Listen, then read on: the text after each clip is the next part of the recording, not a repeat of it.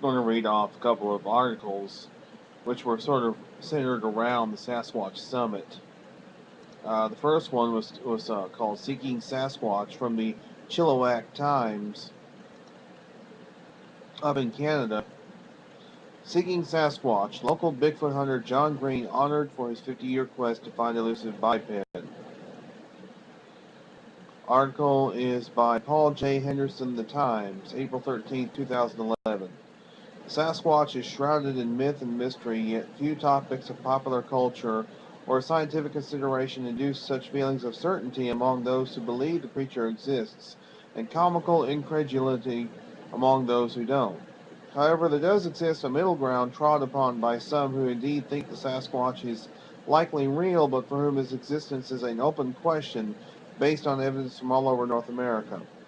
Harrison Hot Springs resident John Green falls into this category and has become a legend in the field of Sasquatch or Bigfoot research since he began his quest to find the elusive biped more than 50 years ago. This past weekend, some of the more prominent people in the field of Sasquatch research convened in Harrison Hot Springs for a conference that also served as a tribute to Green and his dedication to the topic. The Sasquatch Summit took place at the Harrison Hot Springs Resort and Spa, with lectures and displays including footprint casts, possible hair samples, and images from the famous Patterson-Gimlin film.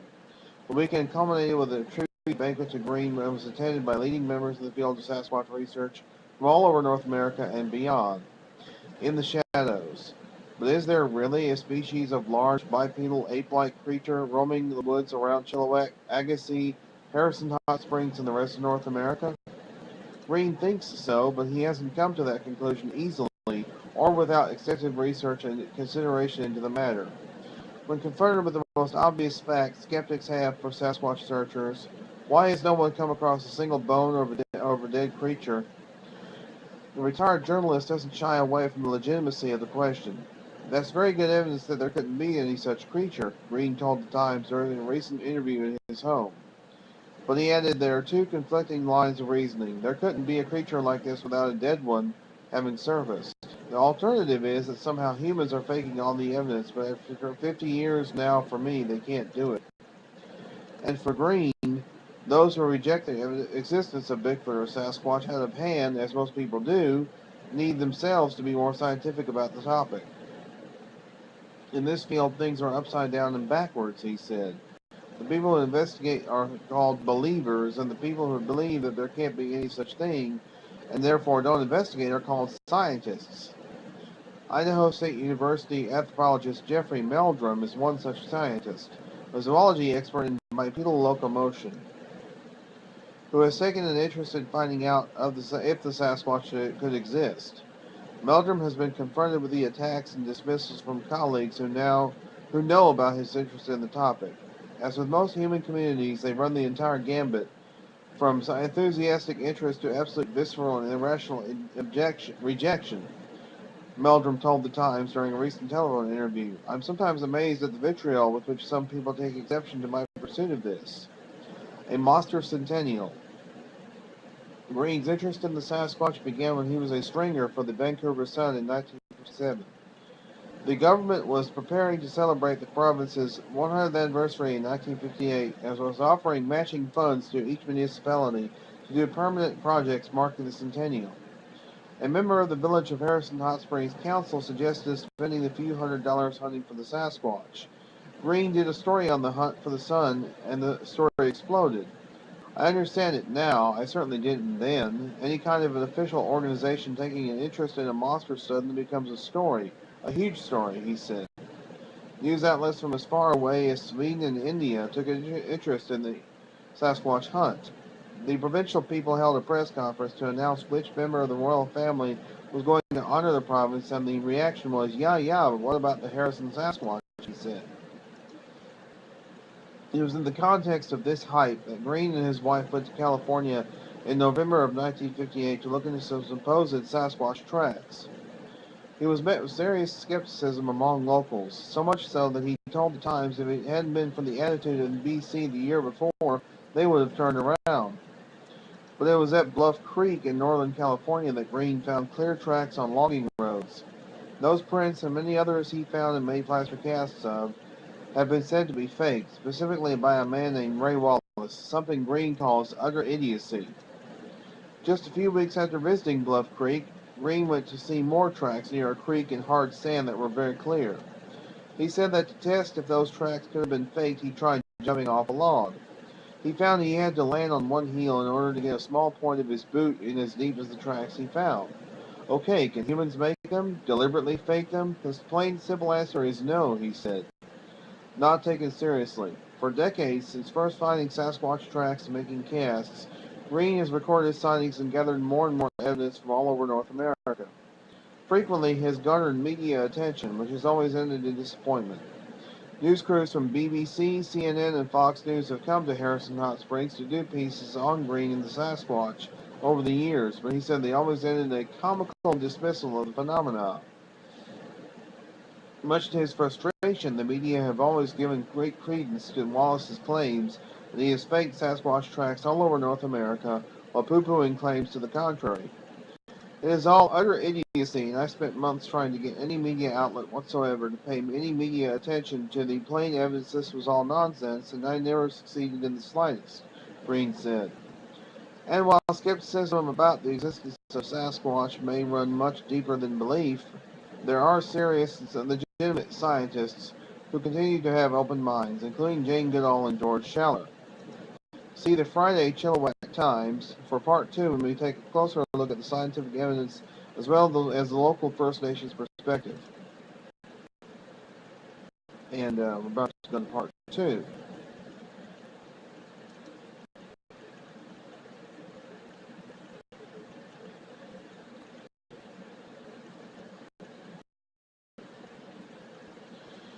The story is called Don't Tease the Saskats. The Saskats. That's the Chehalis word for Sasquatch, by the way. That's exactly where the name came from. This is the conclusion of a two-part story on Sasquatch. See,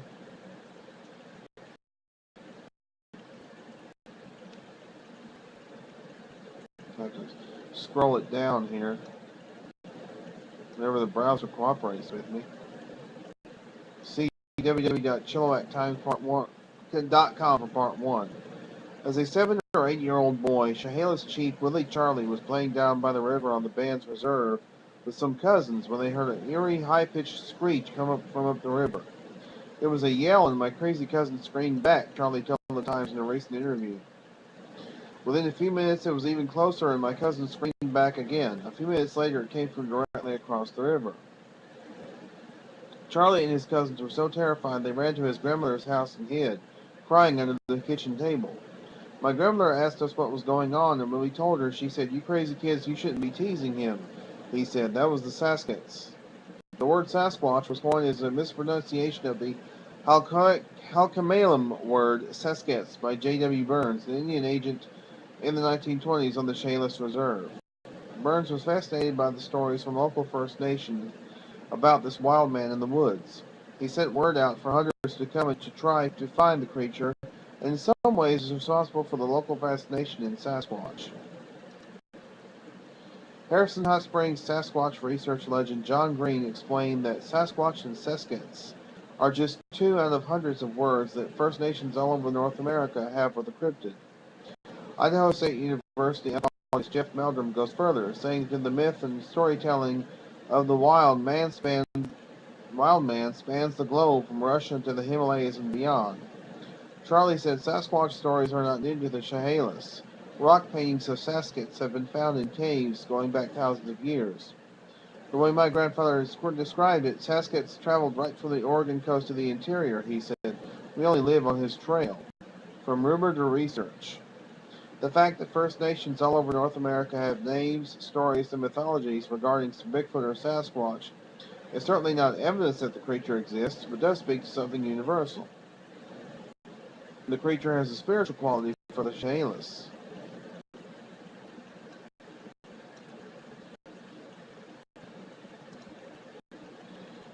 The spiritual and physical are closely connected in First Nations beliefs, and despite the fact that most people dismiss the Sasquatch as quickly as one might stories of UFO abduction, there are real are serious scientists that give credence to the possibility the creature exists. I think the evidence speaks very compellingly that there is some unrecognized species of primate, Meldrum told the Times in a recent interview. And while Meldrum has faced colleagues that don't take his interest in the subject seriously, most biologists and anthropologists think that Sasquatch doesn't exist. He's not alone. None other than legendary primatologists Jane Goodall and George Schaller have suggested the creature could exist. Schaller, an American biologist who led the way with mountain gorilla research made famous by Diane Fossey, wrote the foreword to Meldrum's 2006 book Sasquatch, Legend Meets Science. In it, he said, large unrecognized creatures may still roam remote forests, and the many Sasquatch tracks need to be explained. The 1967 Patterson-Gimlin film is the most famous piece of footage purporting to be of the Sasquatch, footage laughed off as a hoax by critics. For years, people have tried to prove or disprove the authenticity of the film based on many factors, including the height of the creature. But for Green, who is not a scientist, the most compelling case for the film's authenticity is what is known in anthropology as the intermembrane index, IM. Basically, the IM index is a ratio comparing forelimbs to hind limbs. Humans have an IM index of around 70. All other existing higher primates have indexes over 100. This thing is in the 80s, Green told the Times. It cannot be a man in a suit. If you've got something with an intermembrane index that does not belong to any known animal, you've got something new. But IM index inside is the abundance of plaster casts of supposed Sasquatch footprints that makes for the most compelling evidence, according to Meldrum.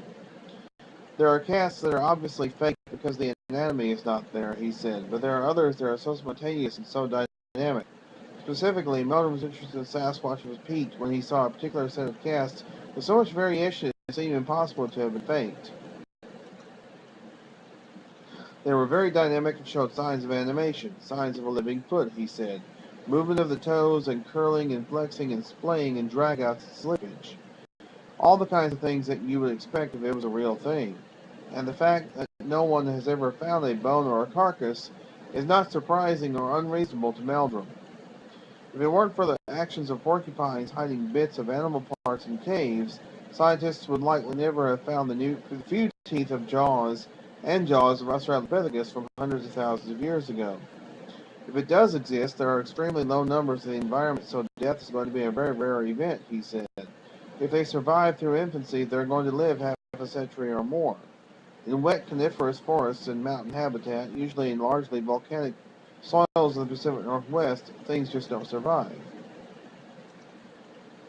Real or not, the myth or mystery of the Sasquatch compels interest from far and wide. With the blessing of the Chehalis, the University of the Fraser Valley unveiled Sasquatch as the mascot for the Cascades last year.